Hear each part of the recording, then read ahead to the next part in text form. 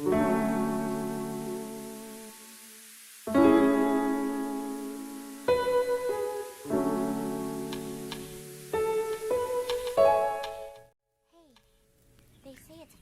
Assalamualaikum warahmatullahi wabarakatuh. Kembali bersama saya Yusuf Abdurrahman. Di pertemuan kedua, kali ini kita akan membahas tentang menentukan gagasan pokok dan gagasan penjelas dalam teks eksposisi. Nah, pada pertemuan sebelumnya kita telah membahas tentang struktur dan kebahasaan yang ada dalam teks eksposisi.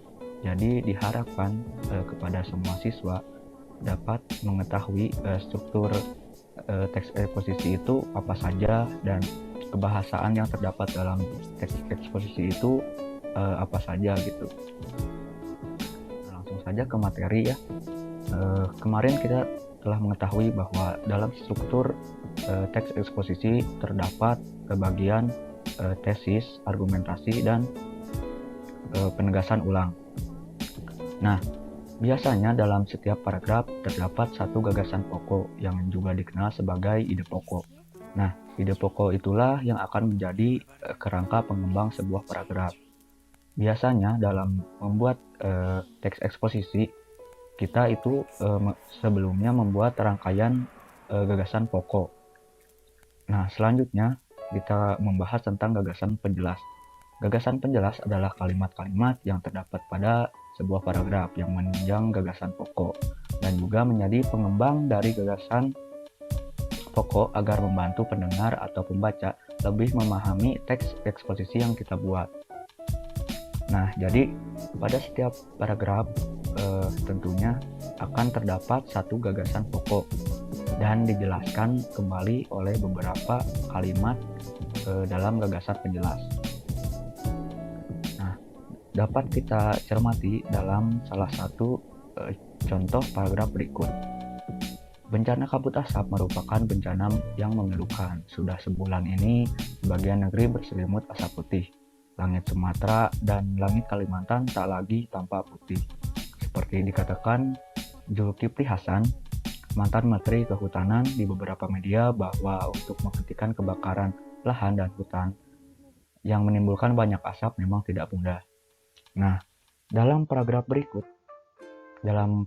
tersebut maksud saya, kita dapat mengetahui bahwa gagasan pokoknya membahas tentang kabut asap sebagai bencana yang memilukan.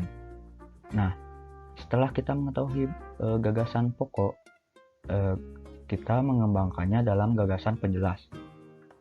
Seperti terlihat dalam contoh, gagasan pokok yaitu kabut asap sebagai bencana yang memilukan dijelaskan kembali dalam kalimat-kalimat setelahnya.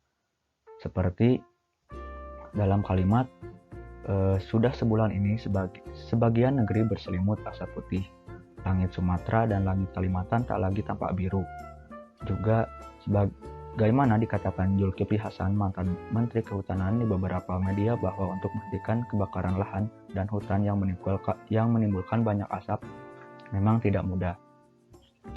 Nah, jadi gagasan pokok ini adalah inti atau ide pokok dari sebuah tulisan atau teks eksposisi yang nantinya kita akan buat. Nah, untuk memudahkan dalam membuat teks eksposisi, sebaiknya kita membuat rangkaian gagasan pokok. Seperti contohnya di sini, paragraf di sini menjelaskan tentang kabut asap sebagai bencana yang memilukan. Dijelaskan dengan dampak yang terjadi dari ide pokok itu apa aja gitu. Dan juga di sini dijelaskan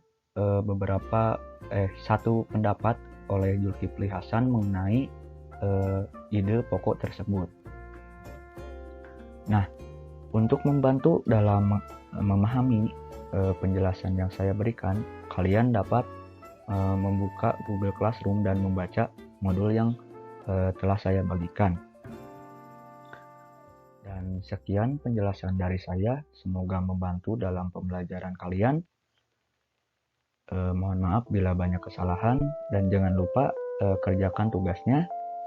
Sekian penjelasan dari saya. Wassalamualaikum warahmatullahi wabarakatuh.